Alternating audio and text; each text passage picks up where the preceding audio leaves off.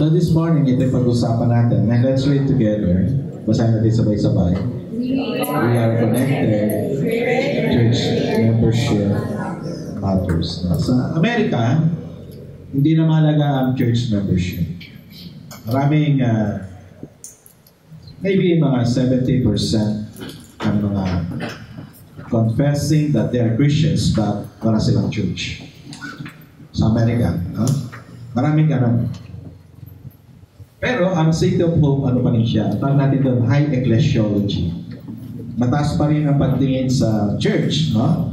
Kaya, gusto kong pag-usapan natin to. Ang tanong, is it possible to have a healthy Christian life without church life or church membership? Pwede ka ba maging isang malago, malusog, na mananampalataya kung wala ang church? Sige nga, tanongin mo yung katabi mo. Can you be a healthy Christian without the church? Pwede kaya yun? Next question is, bakit mahalaga ang church membership? Bakit ba mahalaga na ikay kabilang sa isang local church?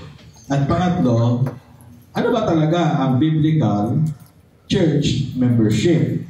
Kasi minsan, yung konsepto natin ng church membership nakaugnay dun sa ibang klaseng membership.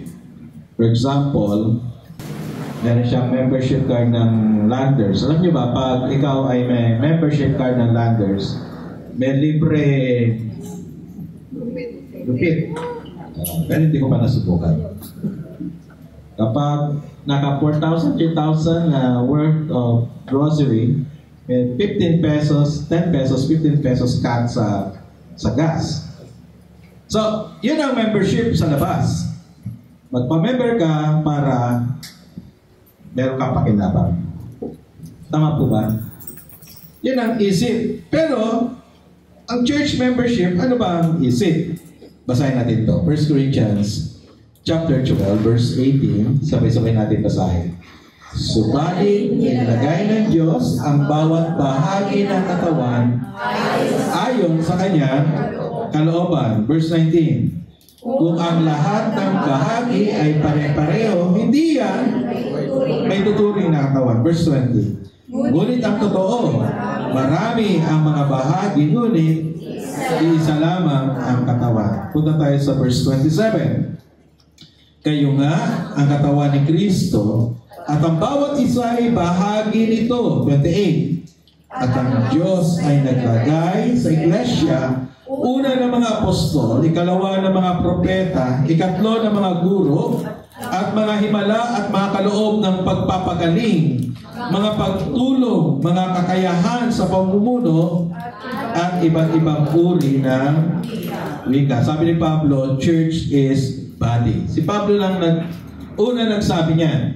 Hindi siya binanggit ng sino bang apostol. Only Paul who used the word body or the ano tawag natin dyan, metaphor, no? Illustration. Body as illustration of a church, no? At dito ay sinabi niya para sagutin yung pagkakawatak-watak sa Corinto. One of the problems of church in Corinth is disunity. Na kahit si Pablo, hindi din niya natanggap na apostol. Malungkot kay Pablo yun, no? Siya yung nagsimula. And then later on, hindi siya tinatawag na apostol. Itinatanggi siya ng iba. Sabi niya, may isang sulat siya. Sabi niya, yung iba gusto kay Apollos, yung iba gusto kay ganito, kay ganon. Yung iba gusto sa akin. So, ayun ang problema ng church na ito sa Corinth, that they are disunited. At ito ang sagot ni Pablo sa kanila. Ipinapaliwanag ang church through this picture that church is Christ's body. Can you say amen to that? At Jesus is the head. Jesus is the head. So, number one, kaya niya pinapaliwanag to dahil every member is important. Bawat bahagi ay mahalaga. Sama lang sa amen. Sige, tabi mo yung katabi mo. At sabihin mo, napakahalaga mo. Amen? Amen? Napakahalaga mo. Bawat isa rito mahalaga. Walang second-class membership. Hello? There's no such as second-class membership. No? Dito, pinakita ni Pablo na maliit man bahagi mo, malaki man bahagi mo, ikaw ay mahalaga. Halimbawa, bago tayo makarating dito, ang alam ko, ang mga naglilinis dito, sila, Angelus naman? Sila naglilinis dito? Si Jim, right? So, yung ginawa nila at yung ginagawa ko, hindi magkaiba. Sa Panginoon yan ay parehas. Sa malakas na amen. Parehas lang yun. Kung ginawa nila na mas maganda ng ayon sa kanilang kalooban, yung paglilinis dito, at hindi ko ginawa ng ayon sa kalooban ng Diyos ang aking pangaral, mas natanggapin pa ng Diyos ang kanilang paglilingkod. Do you understand that? Iba-iba lang ang bahagi, pero iisang katawan. 1 Corinthians 12:27 said, kayo nga ang katawan ni Kristo at ang bawat isa'y bahagi nito. Pag hindi ka bahagi ng church, tingnan mo yung katabi mo. Pag hindi ka bahagi ng church, sabihin mo, pag hindi ka bahagi ng church, ikaw ay libag. Yung libag, inaalis yun sa katawan, di ba? Hindi siya bahagi ng katawan. Di ba? Sabi mo, salamat sa Panginoon. Sabi sa katabi mo, salamat sa Panginoon. At hindi ka libag. Because you are part of the body. And becoming a member of a body or a local church is not an accident. Hindi aksidente that you are here. It's not an accident that you are part of City of Hope Canluba. This is part of God's plan and design to you. Can you say amen to that? Amen. Bahagi ito ng plano ng Diyos sa buhay mo. Kasi sabi sa 1 Corinthians 12:18, yung kulay dilaw lang, let's read together. Inilagay ng Diyos. Amen? Amen. Nandito ka, inilagay ng Diyos. Amen po ba? Amen. Nariyan ka because He's the one who placed you to the body. And that is His design, His plan to you. Amen po ba? Sa 1 Corinthians 12:28, yun din ang binanggit. Sabay-sabay. Ang Diyos ay naglagay sa iglesia. Pastor Perdy nakapunta sa Canluba, hindi ito pinala ko lang. Hindi dahil napangasawa ko lang si Joy. Actually, bago ko napangasawa si Joy, isang taong panalangin. I prayed to God for 1 year. Nakita lang kami isang beses, sabi ko, Lord, gusto ko siya makita muli. Then after a year, nakita kami. After a year. At doon ang pangasawa ko siya, sabi ko, Lord, anong gagawin ko rito sa Kalamba? So, nag-preach mo na ito. Alam niyo naman, karamihan sa inyo sa dating church. Preach ako for 1 year. Sabi ko, Joy, magpa-planta ng church, pero malayo. Wag dito. Dahil sa pandemic, kaya nagkaroon ng church dito. May dulot na maganda rin ang pandemic. Nung nag-pandemic, naglagay ng church dito. Pero totoo, doon tayo sa Banyadero. Ngayon, sabi ko sa kanya, pray tayo, magpa-plant tayo ng church. That's the direction of God. And the Lord. Tinupad niya, no? Nagkaroon ng simpleng church sa Banyadero. At ngayon, nasa 18 churches na ang City of Hope. Palakpakan natin ang Panginoon. Yung ba yung aksidente ito? Plano ng Diyos. Amen? Those are plan of God. Siya naglalagay. Tanong mo, mayaman ba ang City of Hope? Ang daming pastor. Marami tayong pastor. May 10. Ang Diyos ang naglalagay. God brought us to a local church not only to simply become a member, but for a special purpose. Sige, pag tayo magpahagod, sabihin natin, nandito ka, sabi mo sa katabi mo, nandito ka sa isang natatanging dahilan. Amen po ba? Yes. Meron kang bahagi. Nag-usap kami lagi ni Sister Joy and we're blessed, no, kay Sister James sa kanya spiritual growth.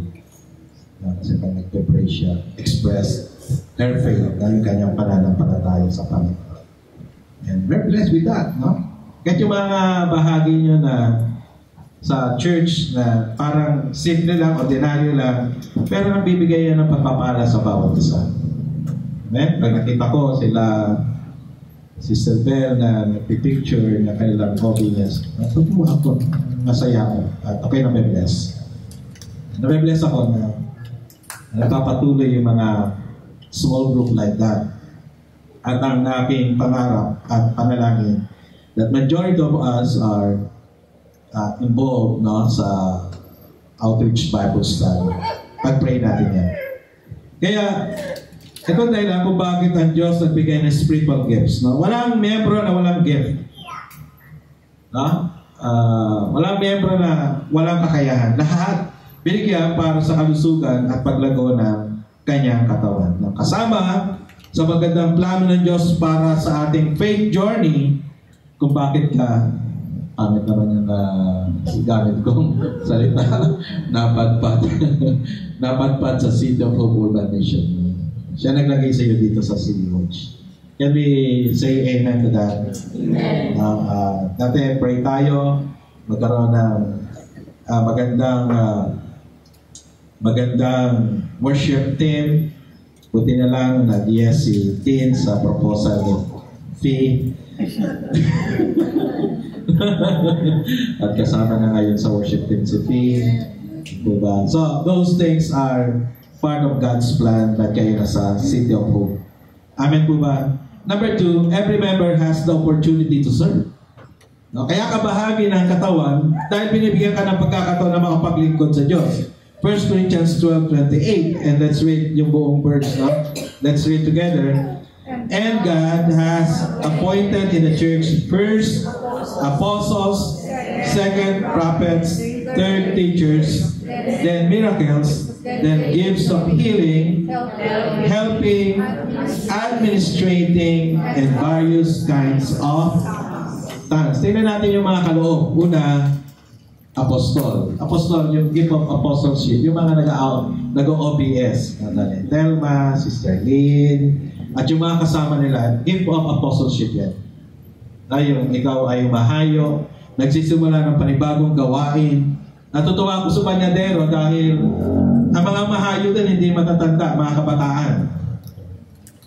Nag-post ako kagabi yata na isang bahagi na yung mga kabataan nag-share the gospel. Maganda kung gawin din mga kabataan dito. Yan ay gift of apostleship. Sabi mo sa katabi mo, pwede ka pala maging apostol. Yung prophets, ito yung trabaho ko. Prophets is preachers. Noon, prophecy is foretelling. Ano mangyayari? Now is foretelling. Ano na nangyari? Dinideklara mo na. Ano ang katotohanan? Yung trabaho ng prophets. Then teachers. Ay, mga guru sa bata, yan, sa OBS din, they're teachers. Ano pa? Miracles. Hindi nyo lang alam. Baka meron kang gift of faith. Baka meron ka. Yung kapag nagpe-pray ka ay gumagaling. Kilala yung si Pastor Ronnie, no? Pastor Ronnie, ayaw niya na mag-pray. Kasi nung nakaraan, sinama ko siya sa Banyadero. At may nanay ni Sister Roda, may karamdaman. Sinama ko siya, no? Siya pinag-pray ko. Ang kagalingan ng Panginoon, pag gising, after isang gabi, kinabukasan din na nagising. Nagising yung nanay. Ayun ang tugon ng Panginoon sa panalangin. Pero sabi niya, ayoko na kasi pag pinag-pray ko, hindi na gumigising, sabi niya. Merong gift of healing. May helping. Yan, yung mga kabataan na naglilinis dito. Since we started here, kapag nandito siya, Sister Ibib. Yan. Sister Ibib, si lagi nga nandiyan sa sisilbi. Pagkain. Administrative. Mga leaders natin. And ito, hindi naman natin ito pinapractice tongues. Okay? So may bahagi bawat isa. Bawat isa, meron kang pwedeng i-contribute sa church. Every part has a role to do in the body. We need only to discover our function in the body. And we cannot be, and we read together, sabay-sabay. We cannot be a no-function member. Can you say amen to that? Amen. Isa pa, basahin na malakas. We cannot be a no-function member. Amen? Pwede para magbigay pa ng opportunity sa iba, pwedeng magbukas ng small group sa Palo Alto, kasi marami rito taga Palo Alto, ito sila Cherry.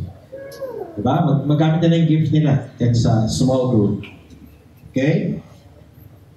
Okay. Biblical membership, therefore, means that we are willing to serve God. No?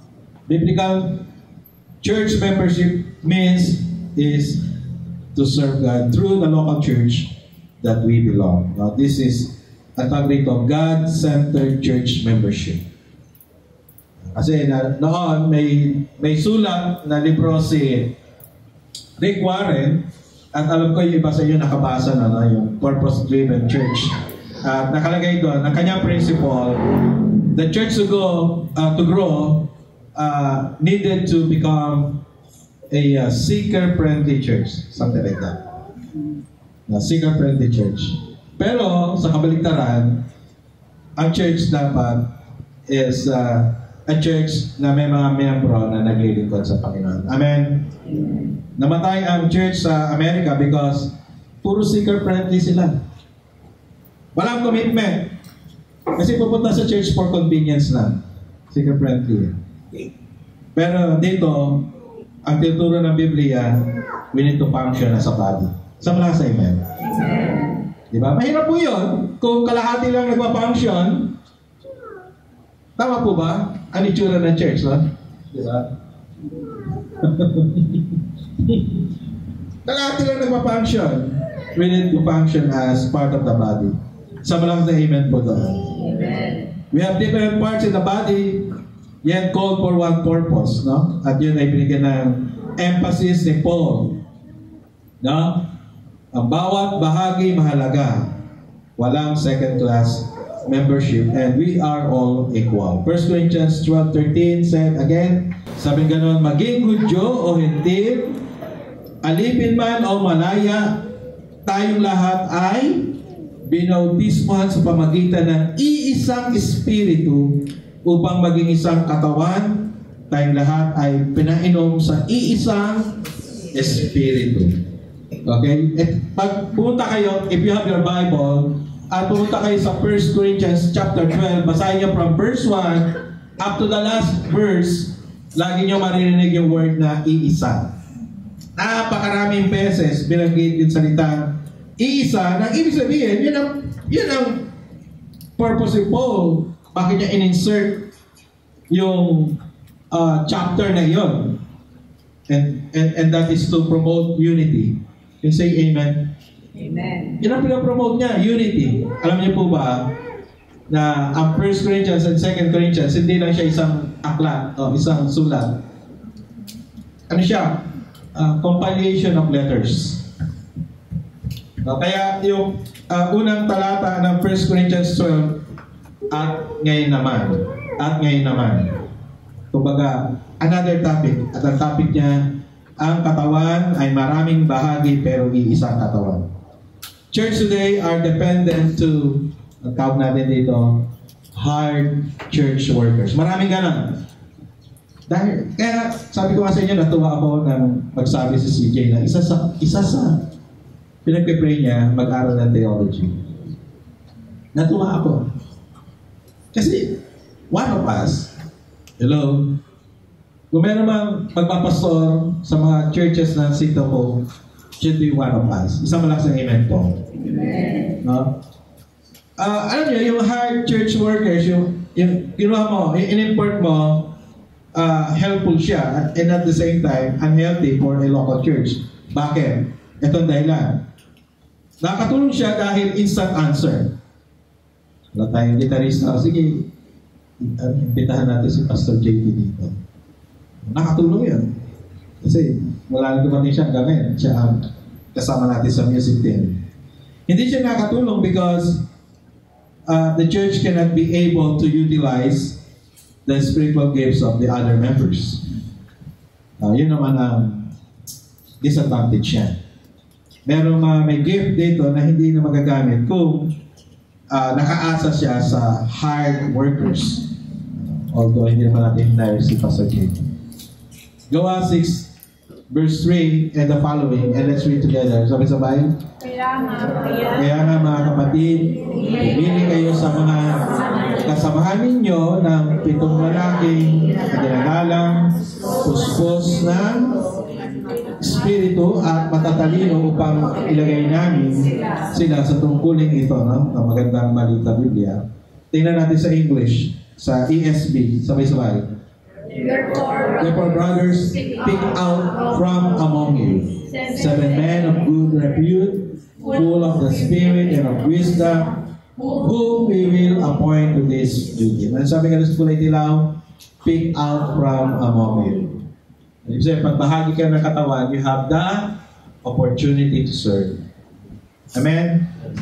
Pag gusto niyo magsabi kayo, Pastor, gusto ko po kumanta. Sige na. Bago bumalik si Christian sa trabaho niya, nag-special number siya dito. Okay ba? Kay Galawa James? Gusto na po siya bukas. Bukas? Nakatakas. Ngayon na. Hindi. Diba? So, ibig sabihin, magsabi lang kayo. Gusto magkaroon ng part sa... Magsasabi kayo kay Sister Jackie or kay Sister Lynn. Ha? Para bibigyan kayo ng pagkakataon. Tama po ba? Magsabi kayo. Okay? Kasi baka nagsasawa na tayo sa magmumukha ng mga tumatayo dito. Sila na lang kumakanta. Okay? So, yeah. Nagkaroon tayo may opportunity. Amen po ba? Okay. Ang hindi lang natin pwede gawin dito yung sumayaw kasi maliit yung lugar na. Maliit. Hindi tayo makakabanan. Ngayon, ano advantages ng having leaders or workers from within? Number 1, sige nga, basahin natin sabay-sabay. Number 1, there is familiarity. Tama po ba? May familiarity. Number 2, there is deeper concern and love. Kasi sa ito, pamilya mo ito, kaya mahal mo. Amen? Kasunod, there is ownership. Atin to. Sa'yo to. Bahagi ka nito. This is yours. Hindi ito pag-aari ni Pastor. Si Pastor, anytime. Di ba? Anytime.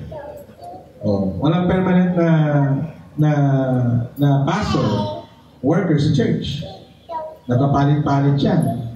Pero sa atin, ang church, manatiling church. Next, there is growth. Lumalago ka kapag meron kang involvement.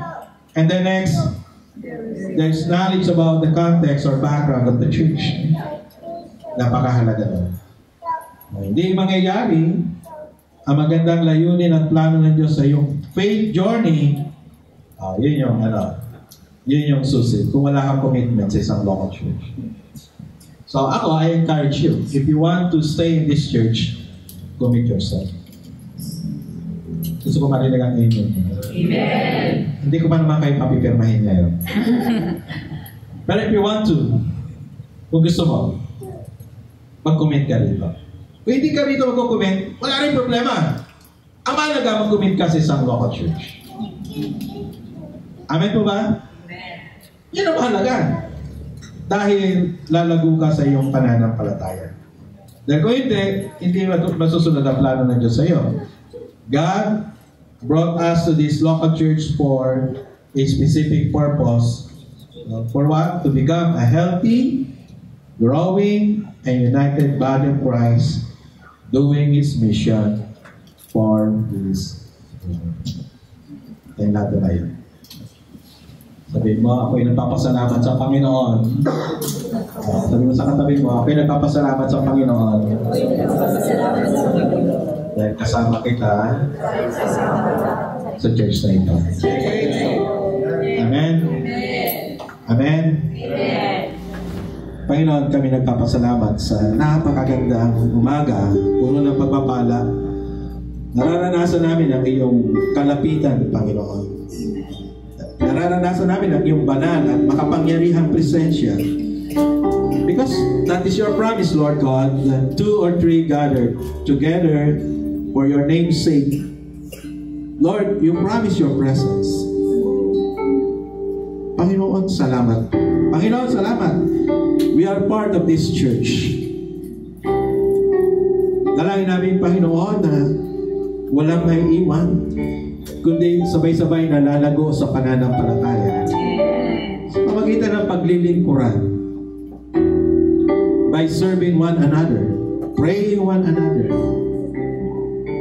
bearing burdens one another, loving one another. Lord, thank you, thank you, thank you, thank you. Bahagi kami ng City of Hope Canluban. Panginoon, salamat po. At ang pagpapalago ng iglesia ito hindi nakasalalay sa sinuman. Ikaw, Panginoon. Ikaw ang naglalagay sa iglesia. Hindi aksidente na narito kami, Panginoon. Bahagi ito ng iyong plano. Bahagi ito, Panginoon, ng iyong disenyo sa aming paglalakbay pananampalataya. Panginoon, tulungan mo kami. Kaya sa tuwing na pupunta kami sa pagtitipon, lagi niyo lagay sa puso't isipan namin kung paano kami magiging pagpapala para sa iba. Panginoon, salamat po dahil hindi sa sarili naming kakayahan, kundi sa iyong kapangyarihan, sa iyong kalooban, nangyayari ang mga bagay na ito. Salamat, salamat, Panginoon. Because you are omnipresent God. You are omnipotent God. Sa iyo walang imposible. Diyos na hindi nagbabago at tapat sa kanyang pangako. So yun namin sinusuko lang ng aming panalangin. Marami pa kami prayers, Lord God. Tahimik na panalangin ng aming puso. At sa oras ito, nais namin isuko sa inyo. We want to commit all these prayers, Lord God. At itong aming pananampalataya. Tutugon ka sa pinakamainam na paraan. Tutugon ka sa pinakamainam na panahon. Tutugon ka, Panginoon, sa pinakamainam na tugon para sa amin. Igawad mo yung mayamang basbas, bendisyon sa bawat sa amin. Nanawa, paranas sa amin ang kapuspusan ng Banal na Espiritu upang makapaglingkod ng buong inam sa inyo. Huwag pagkulangin sa lahat ng aming kailangan. Ingatan mo kami, Panginoon. Samahan mo kami. Pagtagumpahin at patuloy na maranasan ang iyong kalapitan. Balik lamang lahat ng papuri, pagdakila, pagwalhati sa pangalan ng Ama, ng Anak, at Espiritu Santo. Amen.